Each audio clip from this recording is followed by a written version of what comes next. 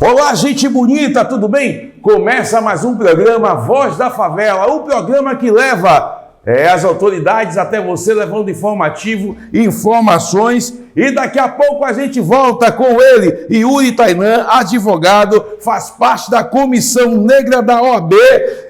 Vamos falar sobre direitos humanos, vamos falar sobre racismo, danos morais, presídio. Solta o som, Igor! Começa mais um programa que a cidade ama. É a Voz da Favela. O sol nasceu, é hora de trabalhar. Minha família depende de mim, eu vou trampar. Bom, vou estar com ele aqui agora. Bem-vindo, Yuri, né? Yuri Tainan, advogado. Apresente-se ao povo da favela. Tudo bem? Bom dia, meu povo. Boa tarde, boa noite. Vocês que estão assistindo o programa. Agradeço a oportunidade da TV Elis Video para a gente estar abrindo esse espaço, falando um pouquinho, né, para todo mundo. Agradeço você, meu amigo, por estar interagindo nesse momento tão bacana. Enfim, me chamo Yuri Tainan, sou advogado criminalista, faço parte da Comissão da Advocacia Negra da OAB Bahia. Sou especialista em Ciências Criminais pela Universidade Católica de Salvador e especialista em Execução Penal pela Faculdade SES. Professor de alguns cursos preparatórios para concurso público. Yuri, me dá informação. Quantos anos o cara estuda para se formar em advogado? Cara, uma pergunta muito corriqueira, né? Mas primeiramente a pessoa vai fazer o curso de bacharelado em Direito, que em média, né, dura 5 anos, e após isso, ou até mesmo no último ano do curso de Direito, você vai precisar submeter a prova da OAB, que ela acontece em duas... Primeiro você se forma em Direito, correto? Você se forma em Direito, ou você pode... Quantos anos? Em média, 5 anos. 5 anos para se formar em Direito. Em média, 5 anos. As matérias... todas falam sobre o crime, sobre isso aqui, tudo ou... Não, na faculdade você vai se formar, você vai estudar tudo, você vai ter um estudo global, um estudo genérico, então você vai estudar direito do trabalho, direito previdenciário, direito penal, direito civil, direito do consumidor, direito empresarial, é um estudo global como um todo, né?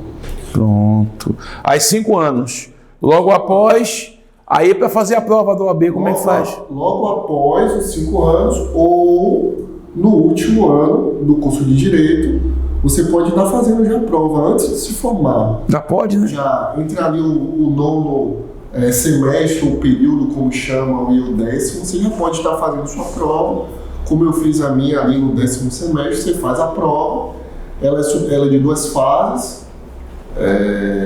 Você precisa acertar, né, até o momento que eu fiz, a metade das questões na primeira fase, e logo no ato da sua inscrição você já escolhe uma disciplina para você fazer a segunda fase, que é uma prova aberta, e aí você escolhe direito penal, direito civil, direito constitucional. Aí na segunda fase vai ser uma prova aberta e você vai realizar a prova só exclusivamente da disciplina que você escolheu no ato da inscrição. Aí formou, pegou a carteirinha, me conte o seu primeiro caso que você pegou logo, o primeiro, que você disse assim, esse aqui eu vou resolver. O primeiro caso foi uma ação de reconhecimento e dissolução de união estável, com discussão de partilha, regulamentação de visitas e guarda, né, de menor de idade. Foi cuidar de um caso específico na área familiar. O que você quer dizer na área familiar? Aí houve a separação, aí tem aquela coisa... Como é que divide esses bens aí? Aí depende de muitas coisas, viu? Depende do formato da divisão de bens escolhida pelo casal, se é divisão parcial de bens, se é uma separação total de bens. E no caso em que eu trabalhei, foi uma situação de união estável amigável, porque na verdade eles já conviviam como se fosse companheiro e companheiro, mas não tinha a união estável no papel. Então a gente precisou solicitar ao juiz que reconhecesse aquele período que eles conviviam como companheiro e companheira, para depois do reconhecimento você dissolver essa união estável.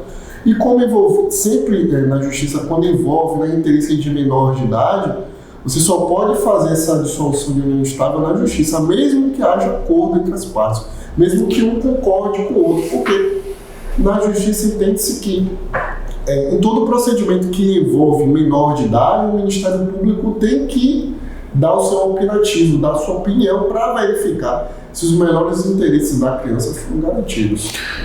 O cara pegou a mulher e botou dentro de casa. Já tem 3 meses com a mulher morando. Você que gosta de pegar a mulher na rua e levar para dentro de casa, depois diga que o Washington não avisou. Levou para casa, colocou dentro de casa. 3 meses depois separou. E aí, Yuri? Depende de muita coisa, né? A legislação não fala em um período para você reconhecer a união estável. Ela vai trabalhar com alguns requisitos, né? Vamos lá, intenção de constituir família, se aquela relação ela era conhecida por todos, né? Não precisa coabitação, ou seja, você não precisa morar junto com aquela pessoa. Enfim, tem alguns requisitos previstos em lei para que configure uma união estável. Uma pessoa pode conviver 1 mês e configurar uma união estável, outra pessoa pode conviver 1 ano e não configurar uma união estável. O que é que não configura a união estável num casal? O que é que não configura? É isso, se aquelas pessoas estão convivendo, né? Vamos imaginar que você tem uma pessoa com a qual você namora durante 5 anos, mas você não faz planos de comprar casa, você não tem ideias de constituir uma família. Isso daí por si só talvez já passe a desconfigurar a união estável, né? Você precisa conviver como companheiro e companheira, como pessoas que querem constituir. Tem que provar o afeto, né? A questão tem alguns requisitos isso que entendi. A legislação vai precisar que se comprove, né? Isso pode ser feito tanto na justiça quanto em cartório, né? Deixa eu fazer uma pergunta a você, essa é a sua área. Se o cara pega, a mulher tem um filho com o cara, uma filha com o cara, e ele pega a filha, esconde da mãe. Depois, quando a mãe descobre onde ela está, ele automaticamente pega a filha e leva para um outro estado. É configurado o que isso aí? Em tese, isso pode ser configurado um crime de sequestro e cárcere privado, né? Que está disposto lá no Código Penal. Tem que verificar se houve autorização para viagem. Da mãe, no caso da mãe. Tem que verificar se o outro pai, né, o pai ou a mãe, houve um consenso em relação à viagem. Não houve. Então, pode configurar um crime de sequestro. Tem que ver também se a guarda era compartilhada, a guarda era unilateral, se tinha a questão de regulamentação de visitas. Nunca teve nada. Ele pegou a menina e foi embora. Pode configurar o crime de sequestro. Vai pegar fogo, viu? Hoje o Voz da Favela vai pegar fogo. O negócio tá ficando gostoso. A Bahia tá toda assistindo a Voz da Favela. Gente, estou conversando com o Yuri Tainan, na verdade, advogado. Daqui a pouco vamos falar sobre racismo, que ele faz parte da comissão, né, da Advocacia Negra da OAB. Solta, Igor! O melhor Natal do mundo está aqui em Salvador. Solta as imagens, Igor!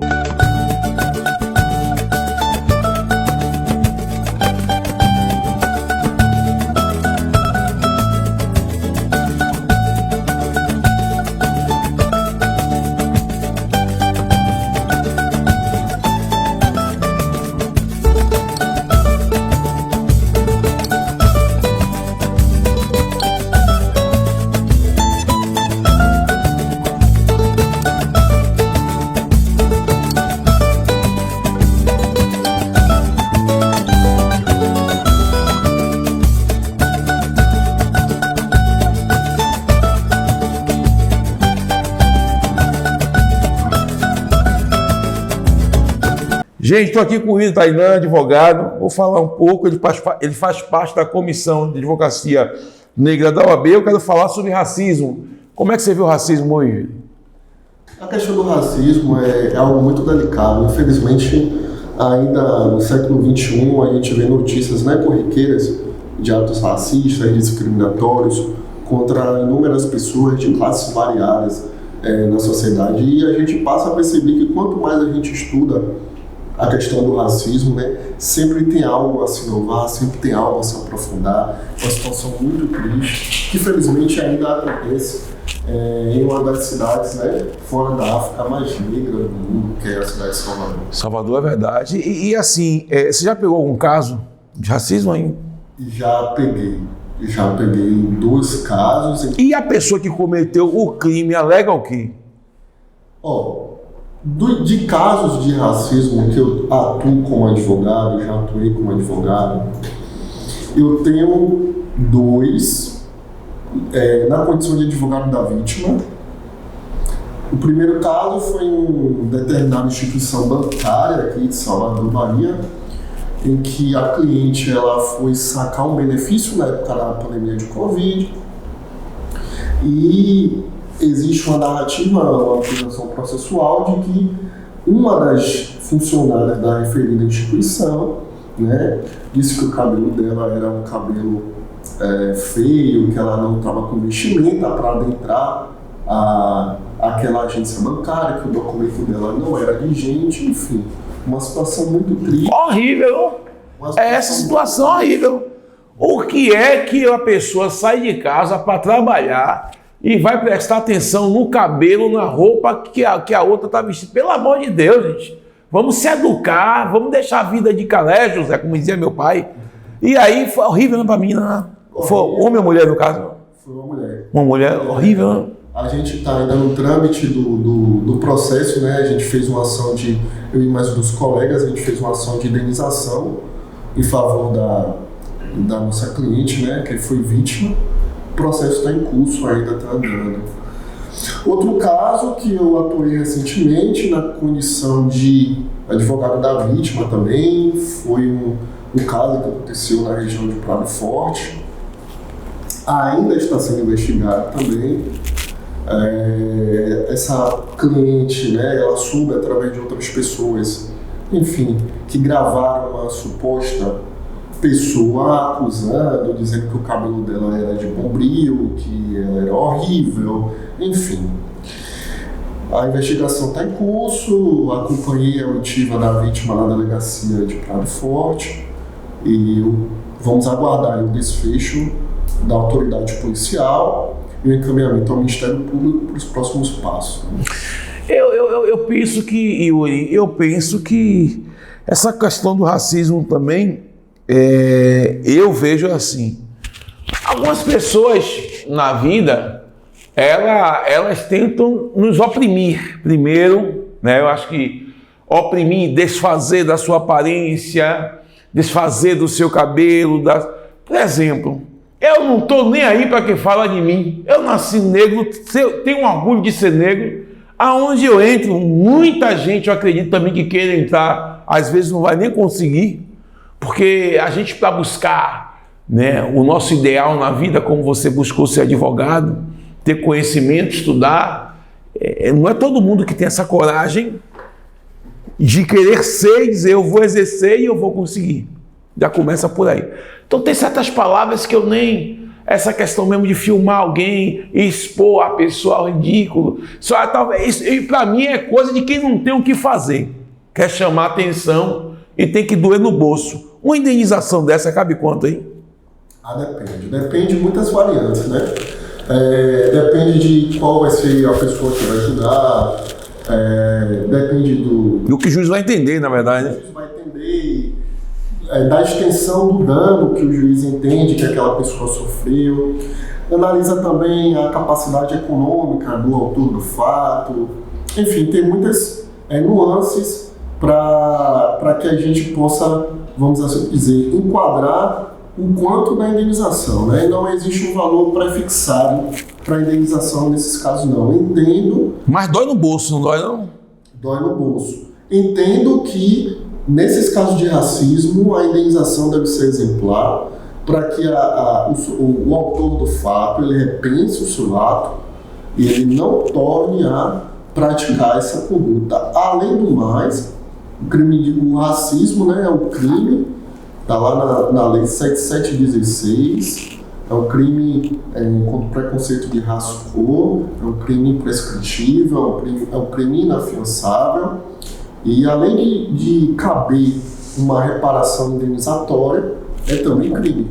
Pode pegar uma cadeia? Pode pegar. De quantos anos? De 1 a...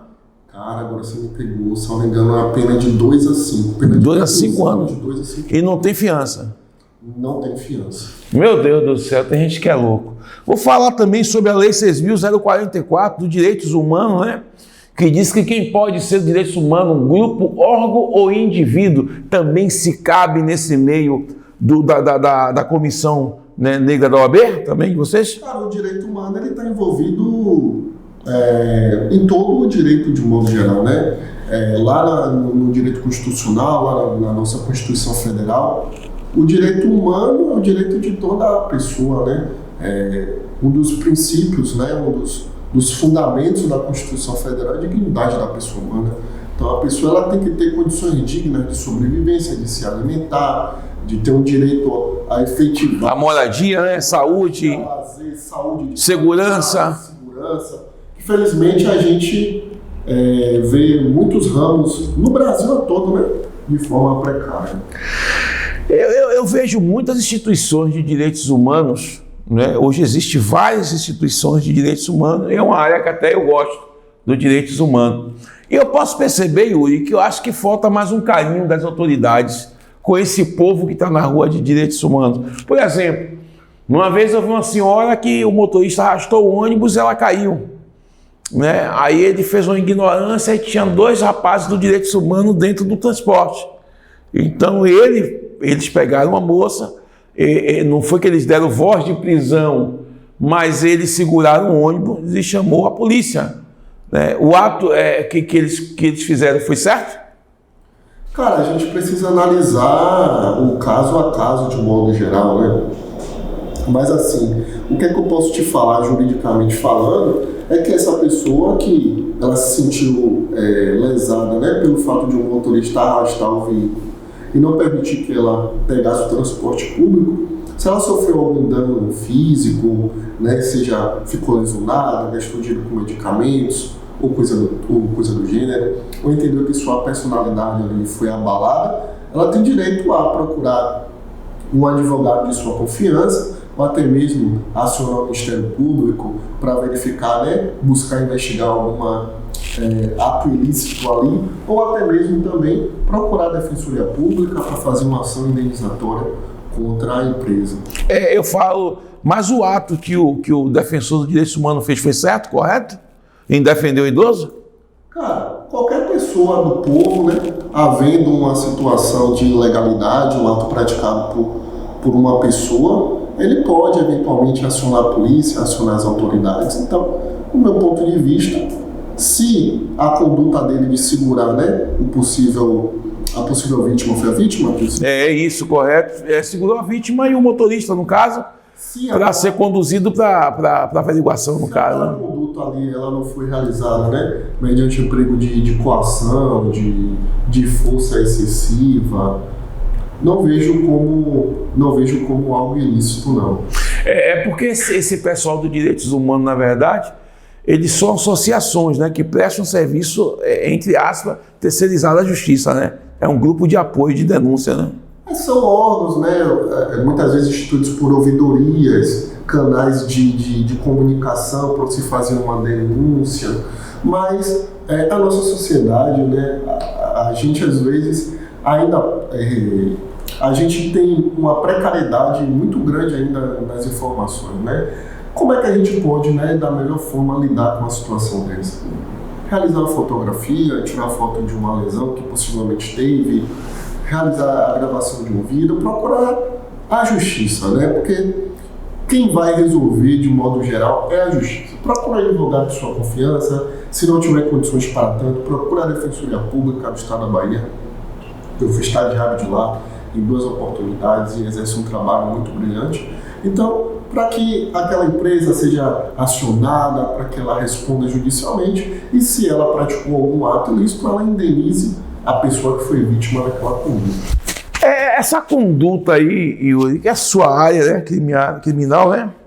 Essa conduta aí que esse tal desse bispo aí teve com a pastora, né? Que terminou executando a pastora Sara, né? Não é Sara o nome da pastora? É Sara. Qual é a sua visão nesse caso? Cara, eu sou, para essa parte de comentar casos, eu sou muito técnico. Não, Você defenderia o bispo? cara, eu sou advogado, entendeu? Então, eu exerceria a defesa dele sim, tranquilamente. Minha profissão, sou advogado, não vejo problemas nenhum, não. Agora, em relação a casos, sobre a atuação que aconteceu, a gente tem que ter ciência que o inquérito policial é um procedimento sigiloso, né? Eu não tive acesso à investigação, não sei o que é que o... Eu sei que precisa ter, ler, para entender. Os testemunhas falaram. Então, eu costumo não comentar casos que eu não tenho acesso, principalmente de outros colegas advogados. Eu não costumo comentar, não. Eu estou comentando aqui, na verdade, porque o que está se averiguando, o que a justiça está colocando, o que a polícia está colocando, é o depoimento que eles estão dando, né? Eu achei que foi um depoimento horrível naquela questão de que o cara do Uber, ele parece que leva até o encontro e ela vai toda feliz da vida quando chega lá. O cara não é bispo e que o outro não é da igreja, aí é uma parafernália. Isso também é crime, se passar por bispo, se passar por pastor e não ser? Cara, a gente precisa analisar, né, a narrativa, os testemunhos das pessoas, porque muitas vezes também coisas que são veiculadas, a gente não sabe qual é a veracidade daquela informação. Então, o correto mesmo é aguardar, né, é um crime, uma acusação de um crime doloso contra a vida, vai lá no... O que é crime doloso, Yuri? Crime doloso, para o povo entender. Crime doloso geralmente ocorre quando o agente quis praticar o crime ou assumiu o risco de praticar crime. Né? Todos os crimes no Código Penal, eles podem ser praticados por dolo. Então, quando a gente quis ou quando a gente assume o risco de produzir o resultado, haverá dolo, lá no artigo 18 do Código Penal. Então, todos os crimes dolosos contra a vida, né? Exemplo, homicídio doloso, infanticídio... É quando há intenção de matar.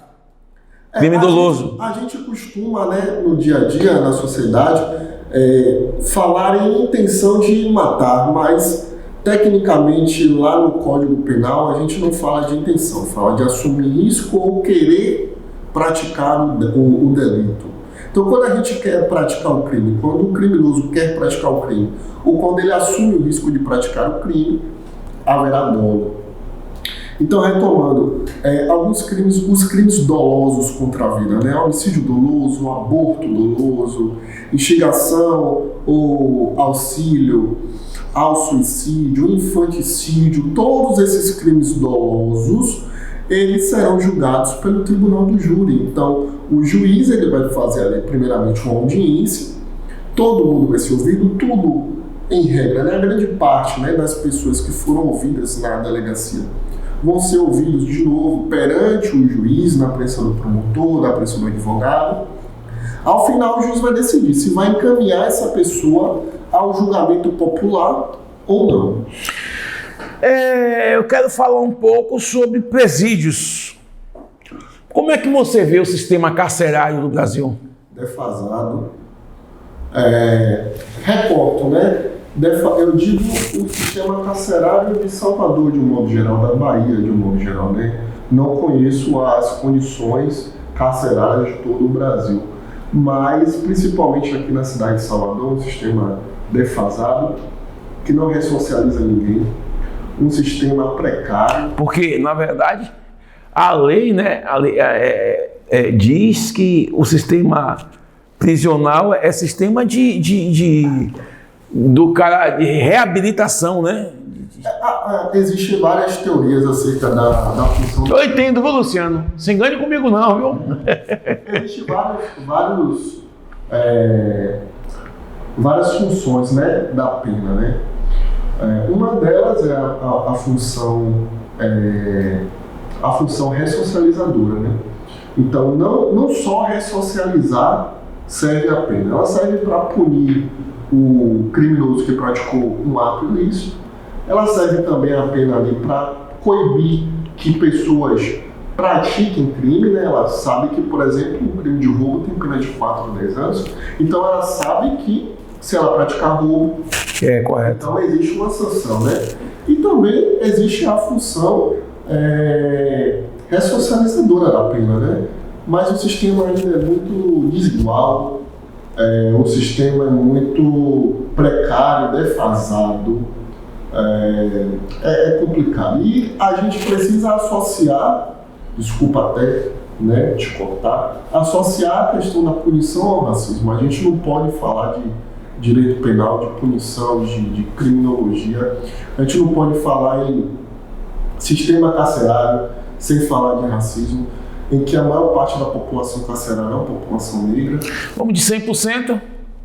Cara, eu não vou te dizer... A gente não tem estatística, vamos botar aqui 70%? Estatística temos. Tem? Você tem? Basta lá pesquisar os dados do Cisdepem, que lá você vai conseguir observar a faixa etária, quais crimes são mais praticados, né? Você vai ter lá crimes contra o patrimônio, crimes de tráfico de drogas. A gente não pode analisar a questão da punição sem falar de racismo. Você acha que a maioria dos presos são negros? Com certeza absoluta. O negro não tem vez? Você acha que o negro não tem vez? Eu acho que não é que o negro não tem vez, né? As oportunidades da população negra são oportunidades menos qualificadas do que para a população branca. A população negra, que é a maior incidência da população periférica, é a que mais sofre, né, com a atitude policial, que muitas vezes é uma atitude ilícita e outras vezes uma atitude ilícita, né, também.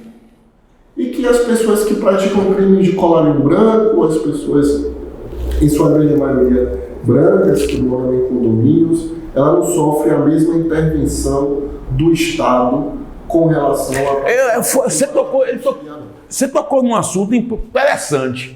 O cara foi pego com 50 milhões no apartamento dele, não sei se foi 51 milhões, não lembro. 51 milhões. Hoje o cara vai sair a prefeito de Salvador. Isso contradiz a lei, ou está dentro do Código Penal, ou não foi provado nada contra ele? Eu fui lá e vi que ele continua sendo, ele foi condenado, né? No caso, acho que ele foi condenado, acho que foi sentenciado, mas acho que paga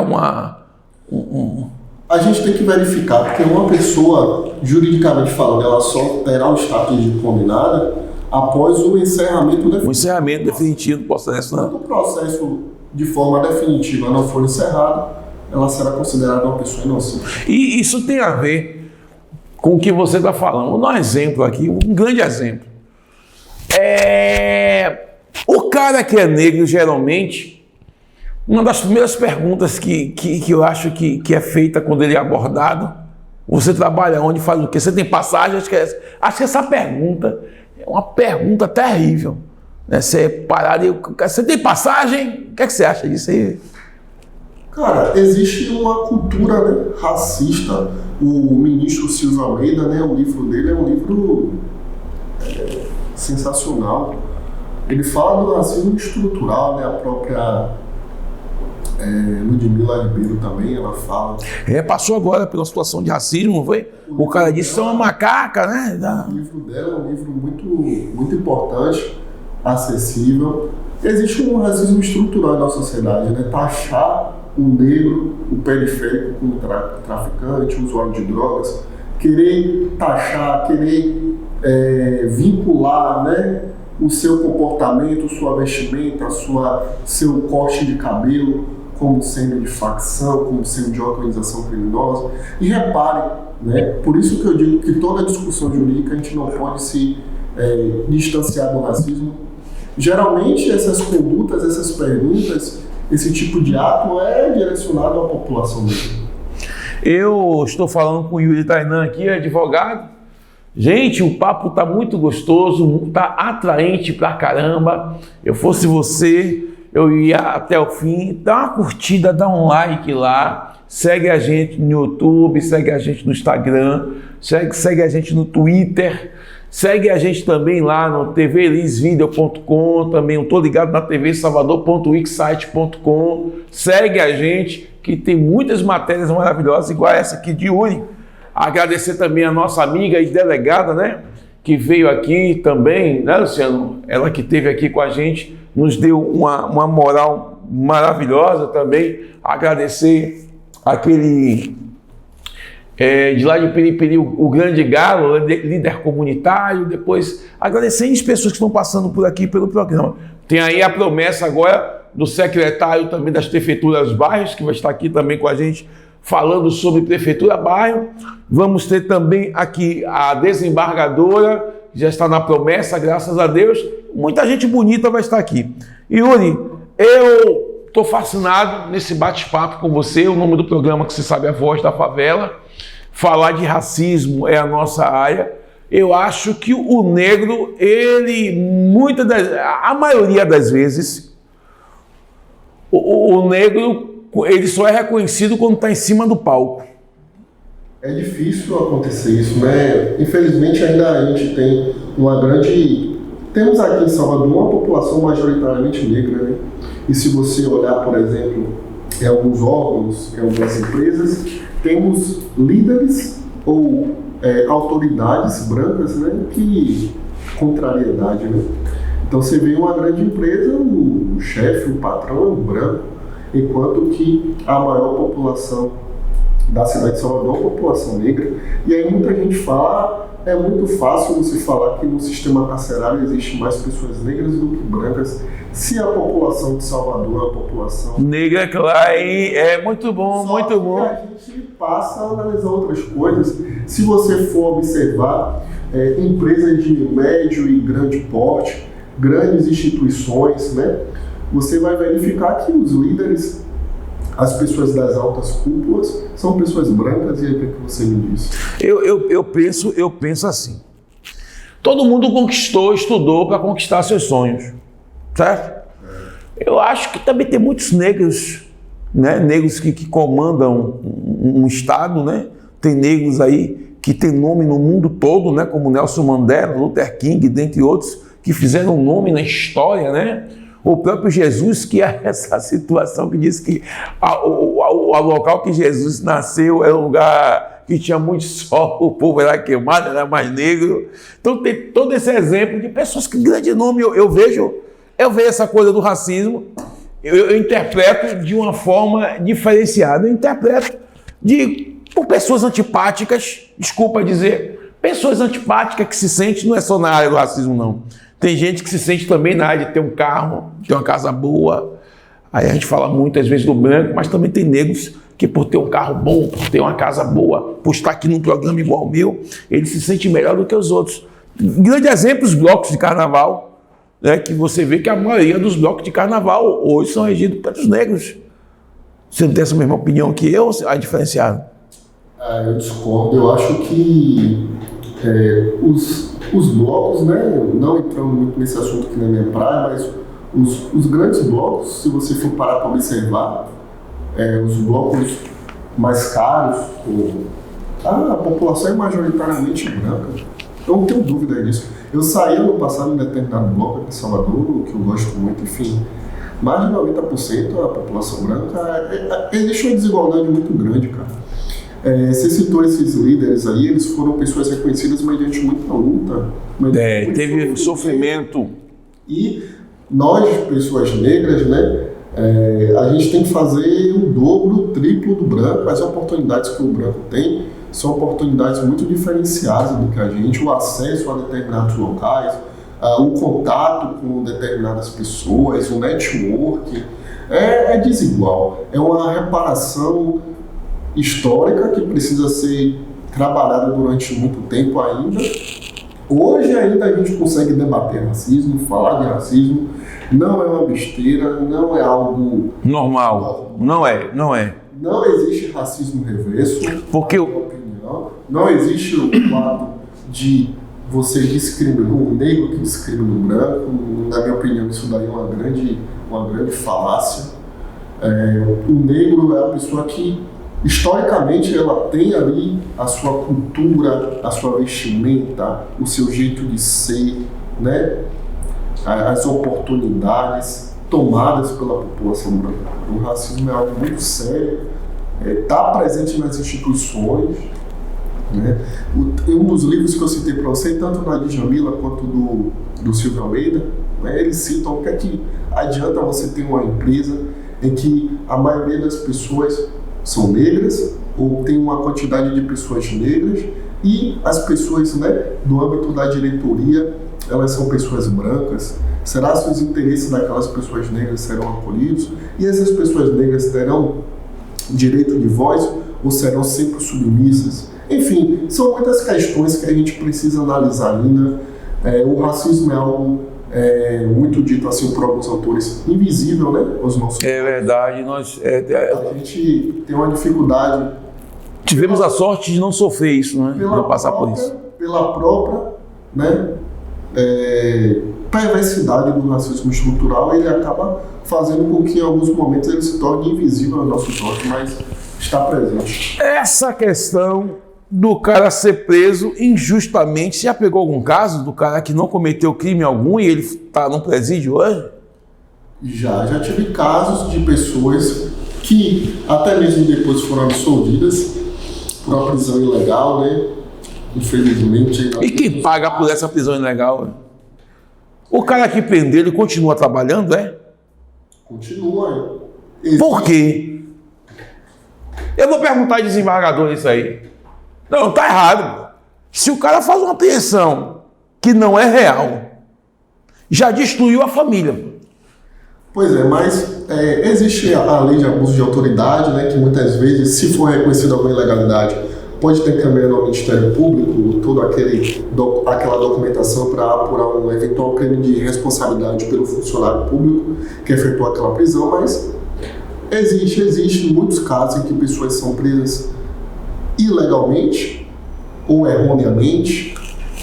Se houve uma prisão, ficou comprovado que o cara não praticou crime, enfim, cabe uma ação indenizatória contra o Estado. E existe também pessoas que são presas e que no curso do processo você identifica que não houve provas para condenar ela, que a prisão foi ilegal, que foi mediante tortura, que foi um flagrante forjado, ou porque... Mas e se for um flagrante forjado, como é que lidar com isso, mano? Cara, é difícil. É porque cá você tem que provar, né? Você é o advogado que prova a inocência. É difícil porque os funcionários públicos, de modo geral, eles possuem fé pública. Então, presume-se, né, de forma relativa que o que eles estão falando não é verdade. Existe uma prisão. No processo penal, quem alega que tem que provar? Então, não sou eu, advogado, que tenho que provar, tecnicamente falando, que o meu cliente é inocente, mas sim é o Ministério Público que está acusando, que tem que provar que ele é culpado. Na dúvida, absolve o réu. O Ministério Público, ele entra nisso, o cara prendeu, forjou a situação pro cara. É o Ministério Público que acusa? O Ministério Público... Qual o papel do Ministério Público? O Ministério Público tem dois papéis no processo penal. Ele tem o papel de oferecer uma acusação contra uma pessoa que ele entende que foi o autor do crime, e ele também tem o papel de ser o fiscal da lei, né? Tão certo assim, se o Ministério Público oferecer uma acusação contra João, que chegou uma denúncia, um inquérito, que João, por exemplo, praticou um crime na região do Bonfim, o Ministério Público oferece acusação contra João. Se no curso do processo, depois da audiência, o Ministério Público entender que João não foi o autor do crime, o Ministério Público pode pedir a absolvição de João. Então, o Ministério Público tem duas funções: oferecer a acusação e ser o fiscal da lei, né, ao mesmo tempo. Garantir que o procedimento está sendo assegurado, que os direitos do réu estão corretos, né? Eu estava até lembrando de um caso aqui do Marcelo Guimarães Filho. Na época do mandato dele, teve aquela chacina do Rio, acho que todo mundo lembra, você lembra aquela chacina que foi terrível no Rio de Janeiro? Não lembro qual ano, mas ele fez parte da Comissão de Justiça, dos inquéritos. Eu acho que... Porque assim, por que eu estou citando isso? Você vai me entender aqui agora. As leis que são criadas pelos deputados, correto? Em Brasília, né? Até quando os deputados vão estar brigando? Porque agora a briga dos deputados agora é por poder, né? Para tomar presidência, não se fala outra coisa, não sem presidência. Mas eu acho, cara, que as leis deveriam ser mais claras, mais esclarecidas, deveriam ter homens que criassem, né, leis, né? Porque, como você falou, né? O sistema judiciário tem algumas coisas que tem que ser mudada. Eu acho. O que acontece, né, só vou discordar um pouco. Nem discordar, fazer um incremento. Eu acredito que o grande problema não é somente você modificar uma lei. A questão é que o direito não é uma matemática. 2 mais 2 em qualquer lugar do mundo é 4. Né? Mas não deveria ter homens que... A grande questão é que o direito é uma ciência humana, né? É uma ciência ali que você está lidando com interpretação. Então, você pode sofrer um acidente de trânsito, seu Luciano sofreu um acidente de trânsito no mesmo lugar, com as mesmas consequências, e os casos caírem para juízes diferentes, julgadores diferentes. Você pode ter uma indenização por dano moral e a outra pessoa pode não ter. Você pode ter uma indenização por dano moral por 10 mil, outra pessoa tem por 20. Mas aí você está me dizendo que a lei então muda por pessoa. Não é que a lei muda por pessoa. A lei é a mesma. A lei é a mesma no Brasil todo. Eu digo assim, a legislação federal é uma legislação no Brasil inteiro. Eu não estou falando das municipais, nem as leis estaduais. Não, foi um federal, claro. Mas o que eu estou te dizendo é que a lei é interpretada por homem e mulher. A lei é interpretada por julgador. Que estudam para executar da forma correta. Que estudam para executar da forma correta sempre. O problema é que cada pessoa entende o mundo, interpreta as instituições, interpreta a legislação de uma forma. Por exemplo, aqui em Salvador temos, em média, assim, mais de 16 varas criminais. Certo. Tem juízes que são mais ríspidos, mais severos na aplicação da lei. Tem outros juízes que são mais garantistas. Enfim, cada juiz vai interpretar a legislação de uma forma. Tem juízes que, com determinado período de prisão, sem o julgamento do processo, já efetivam a soltura do réu. Tem outros juízes que entendem que devem esperar um pouco mais de prazo. Enfim, a legislação é interpretada por homens, mulheres, que são julgadores, cada um tem uma experiência de vida, cada um entende a vida de uma forma. Eu pensei que o mecanismo, eu pensei que o mecanismo seria um só, né? Eu já entendi, acho que o povo também entendeu. Pensei que o mecanismo seria um só, tipo, o cara estuda para ser advogado, então o advogado sabe que ele pode ser o de defesa ou de acusação, não é isso aí? Ou os dois. Ou os dois ao mesmo tempo? O advogado, aqui na seara criminal, ele pode tanto trabalhar na qualidade de advogado da vítima, quanto trabalhar na qualidade de advogado do acusado. Agora, ele não pode fazer isso ao mesmo tempo, né? Ser advogado da vítima e do autor ao mesmo tempo. O que nós estamos conversando é o que o juiz não pode ser, né? O acusador e o autor ao mesmo tempo. No processo, o juiz tem uma função muito definida. E esse agora chegou. Isso. O juiz ele tem a função de garantir que o procedimento seja realizado da forma que a lei determina, que o processo tem um passo a passo. A gente falando de direito penal, tem lá o Código de Processo Penal que diz como é que o procedimento vai ser executado. Então o juiz tem a função de garantir que o procedimento seja executado e a função de julgar, né? Quem acusa é o Ministério Público, em via de regra, e também pode pedir absolvição se o Ministério Público entender que o acusado não foi o responsável pelo crime, e a defesa de efetivar o direito de defesa do réu. Né? Antes de eu entrar no Faca Tramontina, eu só queria finalizar. Isso me chama muito a atenção, acho que chama a atenção também das pessoas. Cara, você falou, nós conversamos sobre relação a uma prisão indevida, né? De uma pessoa que nunca cometeu um crime, ela ser acusada. E um exemplo, meu pai passou por isso. Né? O meu pai estava em casa, foi para um trabalho, daqui a pouco chegou lá mais de 8 policiais na porta de meu pai, dizendo que meu pai tinha um mercado e que nesse mercado tinha gerado cerca de quase 8 milhões, né? em dinheiro, né? De lucro, e que ele tinha sonegado imposto. Então meu pai nunca teve mercado.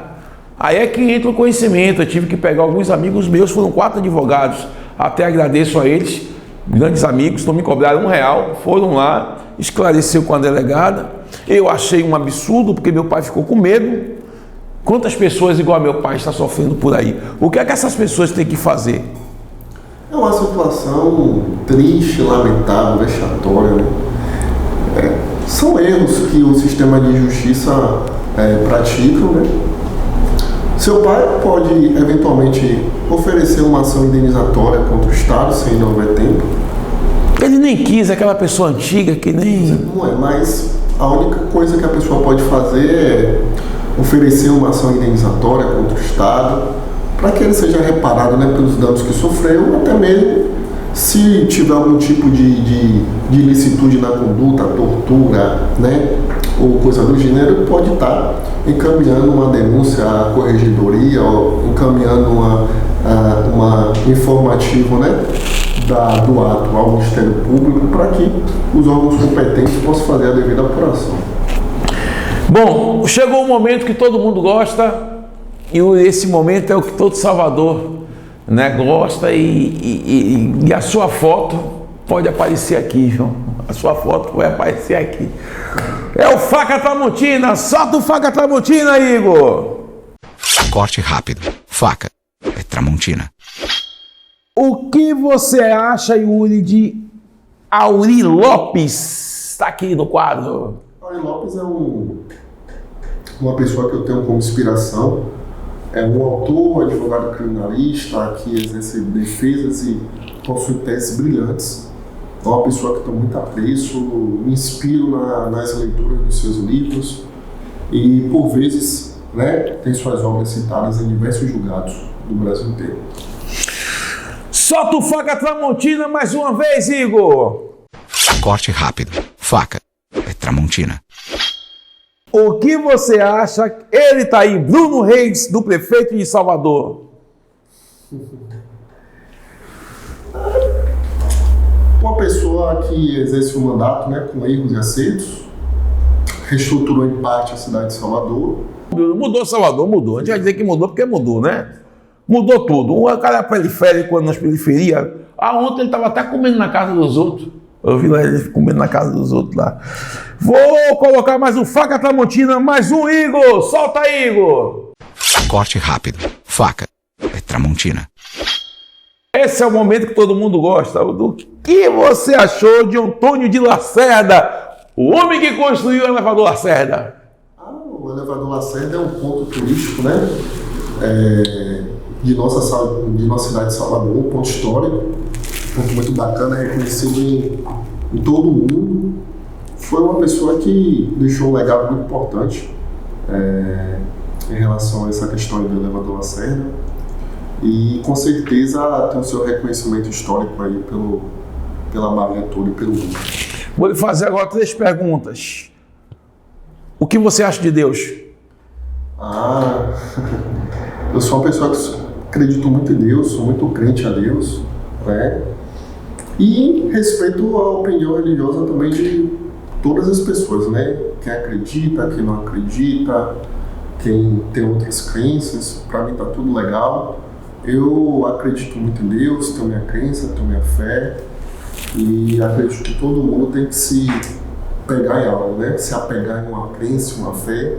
Cada uma pessoa com sua fé, e tá tudo certo.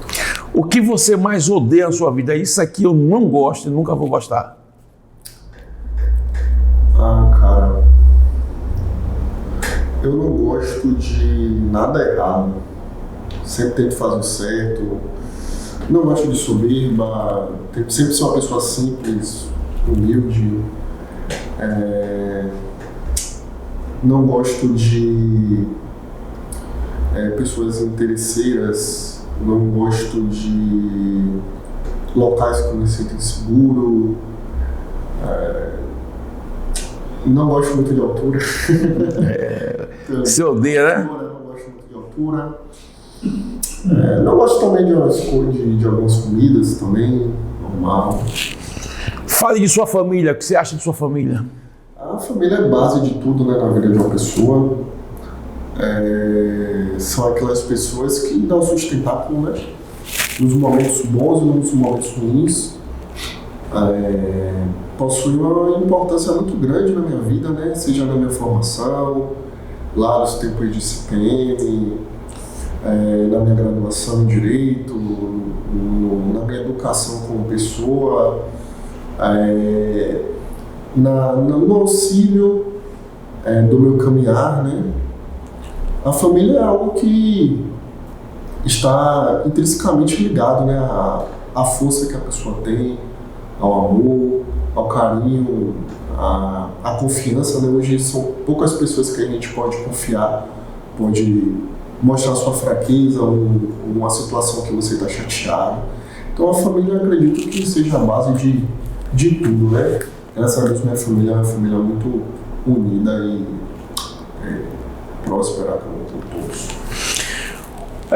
Eu quero agradecer a você, né?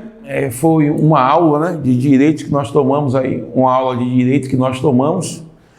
Salvador, tenho certeza que gostou. Espero ter você mais vezes aqui para a gente falar de outros assuntos.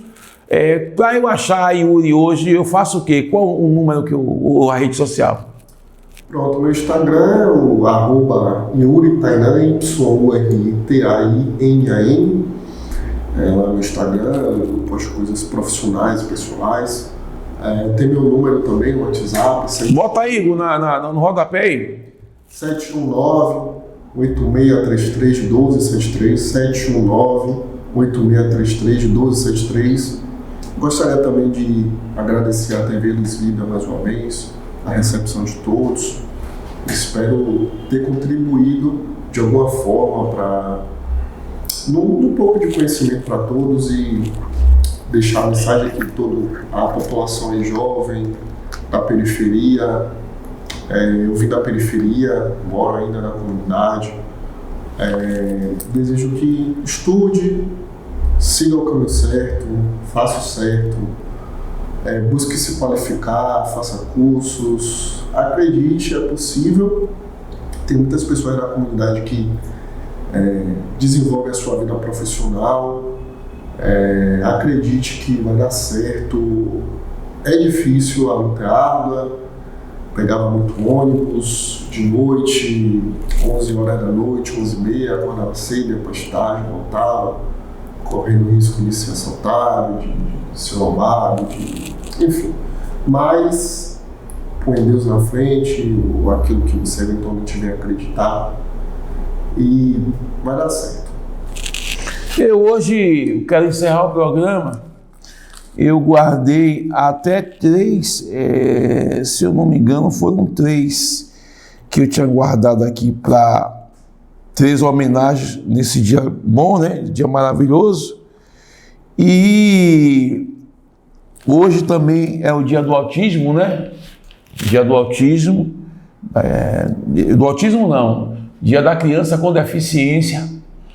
Eu quero dizer a você, pai, você, mamãe, que tem uma criança com deficiência, ame seu filho mesmo, brigue por seu filho mesmo, dê cada vez mais amor. Salvador tem um lugar mais lindo da cidade, como o Yuri falou nesse instante aqui. Eu quero deixar a minha homenagem a esse cara que é Antônio de Lacerda, que veio, né? Segundo o histórico, eu sei que ele veio, morava na Alemanha e veio para Salvador, né? Teve essa ideia, passou alguns anos de sua vida construindo, né, o elevador Lacerda, que hoje serviu para milhões e milhões de pessoas e serve para milhões de pessoas. Eu mesmo, que fui morador local do Pelourinho, eu sempre peguei o elevador Lacerda, achei sempre fascinante, né, a ideia que ele teve. Acho que de lá para cá mudou muita coisa no elevador Lacerda, porque se você pegar o desenho da época que ele estava construindo, muito diferente, mas foi audacioso esse projeto que o Antônio de Lacerda teve, até porque não tinha, talvez na época não tinha subsídio, né, dos governos para poder construir aquilo tudo, e a família dele acreditou, construiu. E eu quero encerrar, Igor, com a imagem do elevador Lacerda. Fica aqui mais uma vez o seu programa Voz da Favela. Obrigado a Luciano Arcanjo, Igor Arcanjo também, obrigado. Obrigado, Daís, que está na produção também. Obrigado a todos vocês que estão com a gente. Meu nome é Oscar Sambadinha. Sempre quanto vida eu estiver, vou estar aqui agradecendo a todos vocês. Eu nasci para fazer, para cantar e para apresentar. E estarei sempre à disposição da minha comunidade. Esse é o programa que nunca vai acabar. O Voz da Favela. O sol nasceu, é hora de trabalhar. Minha família depende de mim. Eu vou trampar.